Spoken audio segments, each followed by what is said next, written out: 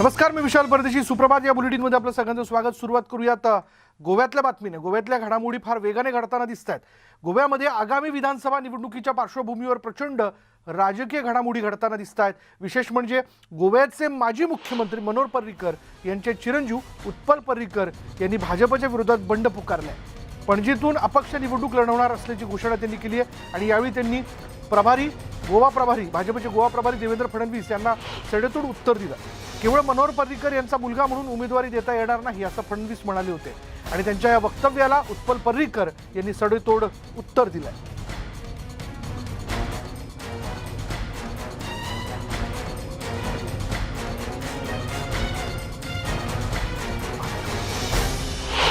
उत्पल पर्रीकरांना दुसऱ्या 2 मतदारसंघामध्ये ऑलरेडी त्यांना ऑपॉर्च्युनिटी संधी दिली होती की तुम्ही त्या ठिकाणी येऊन निवडणूक लढावं असं केंद्रीय समितीचं त्यांच्याशी बोलणं झालं होतं. केंद्रीय नेत्यांशी त्यांचं बोलणं झालं होतं. मला वाटतं नक्कीच की त्याने त्या ठिकाणी येऊन जरी निवडणुका लढल्या असत्या तरी पण चाललं असं. असे वेगवेगळे मतदारसंघ त्यांच्यासाठी ऑफर केले होते आणि मला वाटतं ते योग्य पण होतं. पणजीमध्ये सिटिंग MLA श्री बाबूश मोन्सेरात हे सिटिंग MLA होते आणि त्यामुळं आणि त्यांची विनिबिलिटी पण चांगली आहे पणजीतनं आणि त्यामुळे हा निर्णय हा केंद्रीय निवडणूक समितीने घेतलेला निर्णय आहे.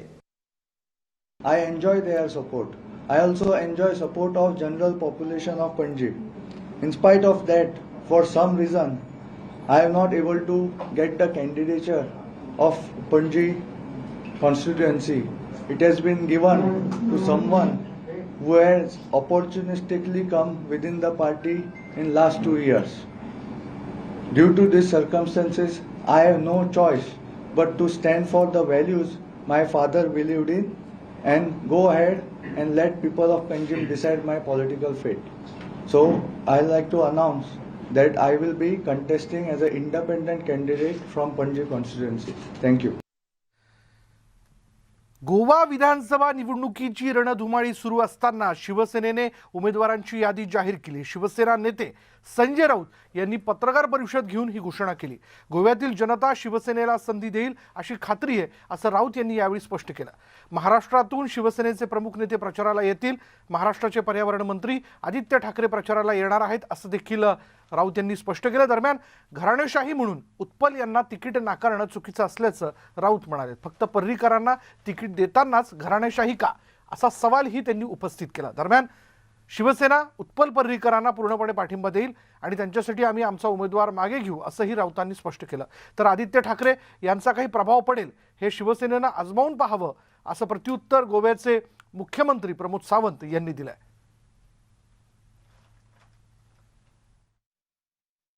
महाराष्ट्रातून शिवसेनेचे प्रमुख नेते इथे प्रचाराला येतील. युवा सेनेचे प्रमुख लोक प्रचाराला येतील. मतदारसंघात ते काम करतील. काही मतदारसंघामध्ये शिवसेनेचे युवा नेते, कॅबिनेट मंत्री, युवा सेना प्रमुख आदित्य ठाकरे हे स्वतः प्रचाराला उतरतील. गेल्या काही दिवसापासून आम्ही पाहतोय शिवसेनेला अनेक मतदारसंघातून गोव्यातला चांगला प्रतिसाद मिळतोय आणि गोव्याच्या जनता आम्हाला सांगते की ह्या वेळेला विधानसभेत आम्ही शिवसेनेचे आमदार पाठवू. गोव्यामध्ये नोटाला मतं जास्त पडतात, त्यापेक्षाही कमी मतं ही शिवसेनेला पडतात. त्यामुळे आदित्य ठाकरेने इथं आजमावून पाहावं की नोटापेक्षा आपला जास्त प्रभाव आहे का.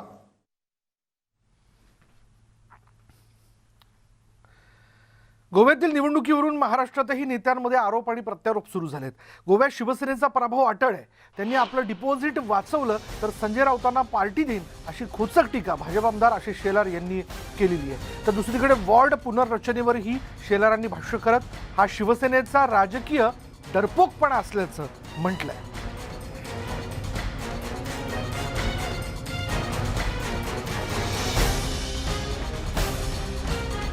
त्यांच्या पक्षाचे प्रचारक कोण असतील तर त्यांचा प्रश्न आहे, पण तुम्ही स्वतःचे प्रचारक आणा.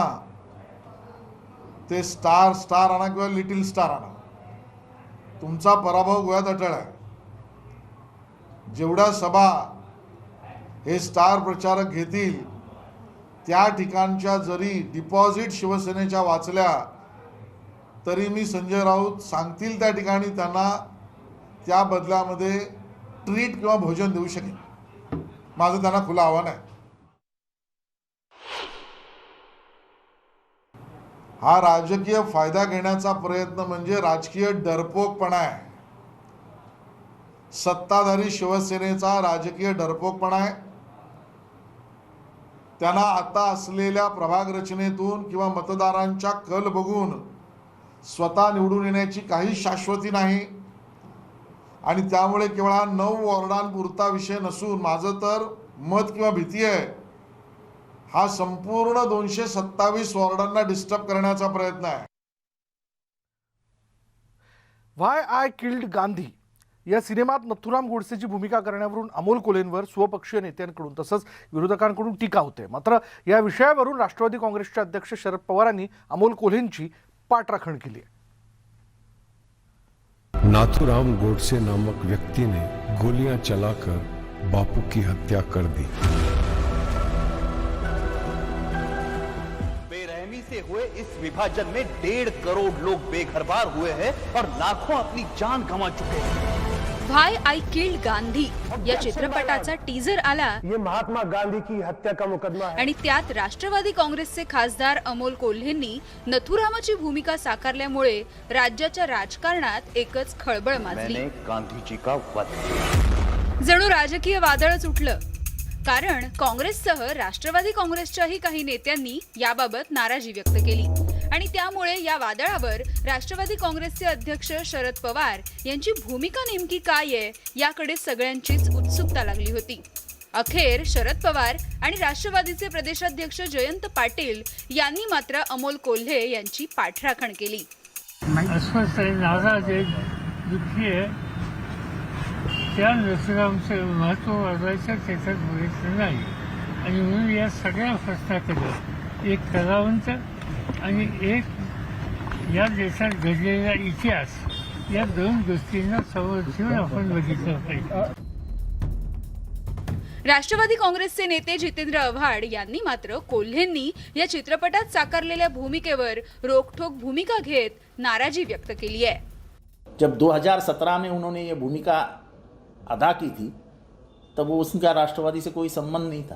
वो कलाकार थे और उस कलाकार होने के नाते जो अभिनय वो कर रहे हैं उसका हम विरोध करेंगे. अगर हम शरद पोंक्षे को विरोध करते आए हैं, अगर हमने विनय आपटे को विरोध किया है तो हम अमोल कोल्हे को भी विरोध करेंगे क्योंकि ये वैचारिक स्तर की लड़ाई है. विचारों से खेला नहीं जा सकता. हारा हुआ जुआरी दांव पर दांव लगाता चला जाता है. उसी प्रकार अमोल कोल्हेंनी साकारलेल्या नथुराम गोडसेंच्या भूमिकेवरून राष्ट्रवादी काँग्रेसमध्ये 2 मतप्रवाह बघता आले. यावरून भाजपनं बोट ठेवत शरद पवारांची भूमिका दुटप्पी असल्याची टीका केली आहे. कोल्हे हे आमच्या विरोधातले खासदार जरी असले तरी सुद्धा नथुराम गोडसेंची भूमिका घेणं आणि ती उठवणं जे कलाकार म्हणून त्यांना स्वातंत्र्य आहे. पोंक्षेला विरोध का केला हा विरोध करणाऱ्यांनाच विचारलं पाहिजे की तुमचं बरं आहे, सगळंच तुमचं डबल ढोलकी आहे, याला डबल ढोलकी म्हणतात, ह्याला म्हणतात दुटप्पीपणा. तो अमोल कोल्हेंच्या भूमिकेला पाठिंबा आणि शरद पोंक्षेंच्या भूमिकेला विरोध. दरम्यान या चित्रपटाच्या वादावर आपली भूमिका स्पष्ट करत रील लाईफ आणि रिअल लाईफ यांची गल्लत करू नये असं अमोल कोल्हे यांनी म्हटलंय. मी गांधीजींच्या हत्येचं समर्थन किंवा गोडसेंचं उदात्तीकरण या गोष्टी करताना मी कधीही दिसलेलो नाही किंवा तसा माझं कोणतीही वैचारिक भूमिका कधीच राहिलेली नाही आणि यापुढेही कधी राहणार नाही. पण एक कलाकार म्हणून एक आव्हानात्मक भूमिका समोर येते आणि ती भूमिका मी 2017 साली साकारली होती. मैंने गांधी जी का वध. नथुराम गोडसे यांच्या विषयावरून यापूर्वी सुद्धा अनेक वाद झाले आणि आता अमोल कोल्हेंनी व्हाय आय किल्ड गांधी या सिनेमामध्ये साकारलेल्या नथुराम गोडसेच्या भूमिकेवरून या वादांना पुन्हा एकदा हवा मिळाली आहे. Bureau report, news 18 Lokmat, Mumbai. Nathuram गोडसेच्या भूमिकेवरून पुरोगामी वर्तुळातून चौफेर टीका होताच राष्ट्रवादी काँग्रेसचे खासदार डॉक्टर अमोल कोल्हे देखील यांनी दुसऱ्यांदा खुलासा दिलेला. या खुलासात त्यांनी यावेळेस आपल्या नेमक्या कोणत्या परिस्थितीत आपण ही भूमिका स्वीकारावी लागली किंवा आपण केली याचं कारण त्यांनी सांगितलंय. पण त्याचवेळी त्यांनी काल वापरलेला आव्हानात्मक भूमिका वगैरे हा शब्द जाणीवपूर्वक टाळलाय. थोडक्यात या सगळ्या वादावर सामोपचाराने पडदा टाकण्याचा प्रयत्न त्यांनी केला. पाहूयात अमोल कोल्हे नेमकं काय म्हणाले ते. नथुराम गोडसे यांनी जे सांगितले त्या संदर्भात तुम्हाला फक्त तेवढी भूमिका करायची हे मला सांगण्यात आलं आणि त्यानंतर ज्या गोष्टीला एवढंच मर्यादित ही गोष्ट आहे. कलाकार म्हणून माझ्यासाठी 2 गोष्टी फार महत्त्वाच्या होत्या. एक म्हणजे मी कलाकार म्हणून शोधत असलेली ओळख, त्याच वेळी छत्रपती संभाजी महाराजांची मालिका किंवा चित्रपट करण्यात तब्बल 8 वर्ष येत असणारं अपयश, त्या अपयशानंतर मिळालेली एक संधी आणि दुर्दैवानं अचानक 11 दिवसात बंद झालेलं त्याचं चित्रीकरण. त्यामुळे नक्कीच कलाकार म्हणून एक नैराश्य होतं आणि एक ओपनिंग ज्याला आपण शोधत असतो ते ओपनिंग मला समोर असं दिसलं की हिंदी चित्रपटामध्ये एक भूमिका करण्याची एक महत्त्वाची संधी समोर आली, जरी ती विचारधारेशी जुळत नसली तरी सुद्धा. यानंतर मी काही जणांशी चर्चा केल्यानंतर मला अनेकांनी ही गोष्ट सांगितली की निगेटिव्ह भूमिका किंवा एखाद्या खलनायकाची भूमिका गेली म्हणून ती व्यक्ती खलनायक होत नाही. यानंतर आपण पाहूयात की राष्ट्रवादी काँग्रेसचे खासदार अमोल कोल्हे यांच्या चित्रपटावरून झालेल्या वादाबद्दल बघा. एकीकडे राष्ट्रवादीने कोल्हे यांची पाठराखण केलेली असतानाच आता काँग्रेसने विरोध करायला सुरुवात केली आहे. महात्मा गांधी ही आपल्या देशाची ओळख आहे आणि त्यांचा खून करणाऱ्याला हिरो बनवलं जात असेल तर येणाऱ्या पिढीला आपण काय संदेश देणार, असा सवाल काँग्रेसचे प्रदेशाध्यक्ष नाना पटोले यांनी केला. इतकंच नव्हे तर चित्रपट रिलीज झाला तर आम्ही त्याचा निषेध करू, चित्रपटाला विरोध करू, असंही नाना पटोले यांनी म्हटलंय. तसंच शरद पवार काय बोलले हा माझा विषय नाही असंही त्यांनी स्पष्ट केलं.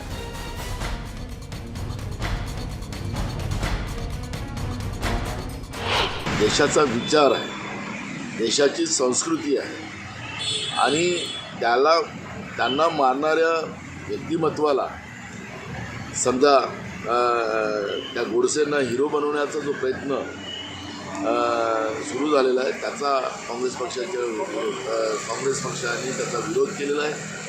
या सिनेमाचा निषेधही करण्याचा काँग्रेस पक्षाने निर्णय घेतलेला आहे. भंडारा जिल्ह्यात निवडणूक प्रचार संपल्यानंतर नाना पटोले यांनी मी मोदीला मारूही शकतो आणि शिव्याही देऊ शकतो असं वक्तव्य केल्यानंतर संपूर्ण राज्यभर त्याचे पडसाद उमटले असताना नाना पटोले यांनी देशाचे पंतप्रधान यांच्याविषयी बोललो नाही तर मोदी नावाच्या गावगुंडाविषयी बोललो असा दावा नाना पटोलेंनी केला होता. भंडारा पोलिसांनी मोदी टोपण नाव असलेल्या व्यक्तीला ताब्यात घेतलंय. लाखणी तालुक्यातही गोंदी गावातील उमेश प्रेमचंद घरडे असं त्याचं नाव आहे. तो नागपूरमध्ये एकटा राहतो आणि त्याला दारूचं व्यसन देखील आहे. मात्र त्याच्या विरोधात कोणताही गुन्हा किंवा तक्रार दाखल नाही. पालांदूर पोलिसांनी उमेश घरडेची चौकशी करून तसा अहवाल वरिष्ठ स्तरावर पाठवला आहे. त्यामुळे नाना पटोलेंनी कोणत्या मोदीविषयी भाष्य केलं हा संशोधनाचा विषय आहे.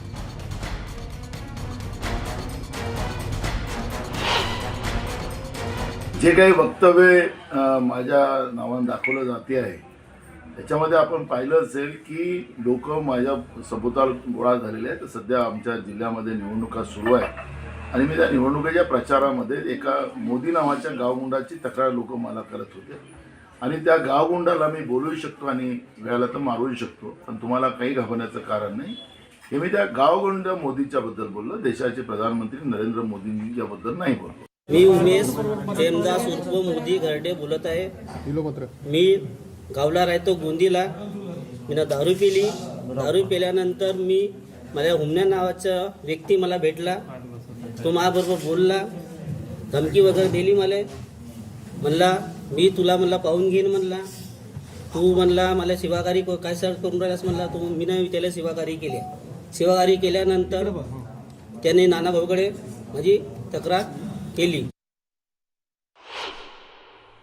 ये अभी सारे लोग सुनने के परिस्थिति में आ गए, इसलिए ये ओरिजिनल मोदी जो है जिसके बारे में नाना भाऊ ने बात सिंगुलर लैंग्वेज में कही थी, एकेरी भाषा में कही थी, जिसको मोदी ला कहा था, मोदीन्ना नहीं कहा था, तो ये वो मोदी है जिसने नाना भाऊ के खिलाफ में दारू पीकर कुछ बातें कही थी, नाना भाऊ की पार्टी के बारे में कुछ बातें कही थी और चुनाव के दरमियान नाना भाऊ की पार्टी को वोट मत दो इस तरीके से बातें कही थी. इसने ऐसी भी धमकियां दी थी कि हम नाना भाऊ की पार्टी की नाना भाऊ की यहाँ पे कंप्लेंट करेंगे, वहाँ पे कंप्लेंट करेंगे, ये भी रेफरेंसेस दिए थे. तो इस बारे में नाना भाऊ के कार्यकर्ताओं ने नाना भाऊ के पास में शिकायत की थी. यानंतर इथे वेळ झाली का ब्रेकची. ब्रेक घेऊयात. पहा फक्त न्यूज 18 लोकमत.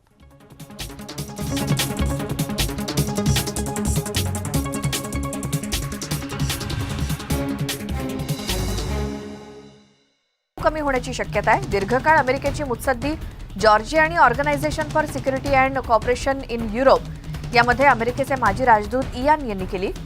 तर 2 अमेरिकन वरिष्ठ आणि रशियन अधिकारी भेटत असताना राजनैतिक दरवाजे थोडेसे खुले आहेत आणि रशियाला बंधनकारक सुरक्षेची हमी हवी आहे, ज्यात नाटोमध्ये युक्रेनियन सदस्यत्वावर कायमस्वरूपी बंदी आहे आणि जिनिवाला जाण्यापूर्वी ब्लिंकन यांनी बर्लिनमध्ये चेतावणी दिली किंवा इशारा दिला की रशियानं युक्रेनमध्ये कोणतंही सैन्य पाठवल्यास युनायटेड स्टेट्स आणि त्याच्या मित्र राष्ट्रांकडून जशास तसं उत्तर दिलं जाईल. एका अफगाणी अधिकाऱ्यानं मंगळवारी आपल्या देशाला सतत मानवतावादी मदत दिल्याबद्दल चीनचे आभार मानले, ज्यामुळे आर्थिक अडचणीच्या वेळी अफगाणी लोकांचं जीवन सुधारण्यास मदत झाली. अमेरिकेनं देशाच्या परदेशातील मालमत्ता गोठवल्यामुळे अफगाणिस्तानची भीषण आर्थिक परिस्थिती आणखीनच बिकट झाली, असं अफगाण अंतरिम सरकारच्या उपप्रवक्त्यानं बुधवारी सांगितलं. पॅसिफिक किनारपट्टीवरील 21हून अधिक समुद्रकिनारे स्पेन रेप्सोलद्वारे चालवल्या जाणाऱ्या रिफायनरीजमध्ये तेल गळतीमुळे दूषित झाल्यानंतर लिमामधील मासेमारी आणि पर्यटनानं त्यांचे व्यवसाय ठप्प झालेत. टोंगाजवळील पाण्याखालील ज्वालामुखीच्या उद्रेकामुळे उफाळलेल्या लाटांमुळे तेल गळती झाल्याचं सांगितलं जाते आणि राष्ट्राध्यक्ष पेड्रो कॅस्टिलो यांनी गळतीला पर्यावरणीय आपत्ती म्हणून घोषित केलंय. आरोग्याच्या चिंतेमुळे लोकांना 21 प्रदूषित समुद्रकिनाऱ्यांवरती जाण्यास बंदी घालण्यात आली आहे. तेल गळतीचा सामना करण्यासाठी मदत करण्याकरता संयुक्त राष्ट्र तज्ज्ञांची एक टीम येईल, अशी माहिती पेड्रो यांनी दिली.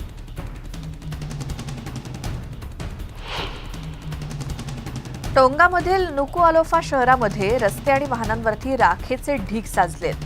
84% नागरिकांना ज्वालामुखी उद्रेकाचा फटका बसला. राख हटवण्याचं तसंच स्वच्छतेचं काम जोरदार सुरू आहे. संवाद, दळणवळण व्यवस्था पूर्ववत करण्याचे प्रयत्न केले जात आहेत.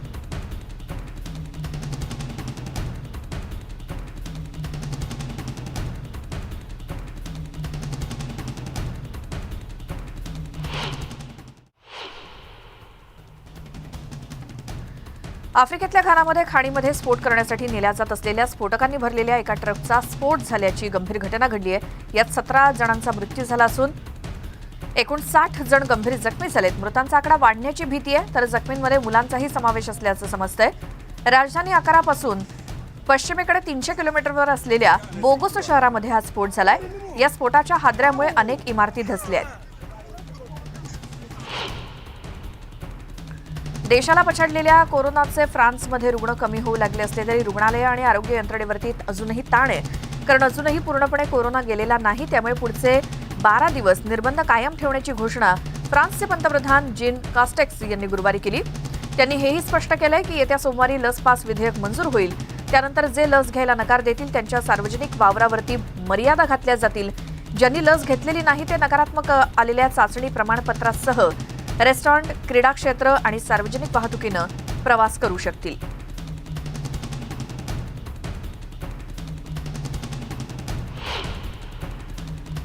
ओमायक्रॉनच्या वाढत्या रुग्णांच्या पार्श्वभूमीवर रिओ द जेनेरोमध्ये गेले अनेक आठवडे अस्थिर असं वातावरण आहे. तरी वर्षाच्या पहिल्या सुट्टीच्या दिवशी रिओ द जेनेरोच्या समुद्रकिनाऱ्यांवरती गर्दी उसळली. दरम्यान दक्षिण आफ्रिका आणि युनायटेड किंगडममधील या व्हेरियंटची स्थिती बघता रिओमध्ये पुढच्या आठवड्यात नव्या व्हेरियंटचे उच्चांक या रुग्णांचा उच्चांक बघायला मिळेल, असा अंदाज ब्राझिलियन सोसायटी ऑफ इन्फेक्शियस डिसीजचे अध्यक्ष अल्बर्टो चेबाबो यांनी एका स्थानिक वृत्तवाहिनीशी बोलताना व्यक्त केला. ओमायक्रॉन अधिक वेगानं पसरतोय, त्यात शहरात आधीपासूनच कोरोनाचे रुग्ण खूप असल्याचं ते म्हणाले.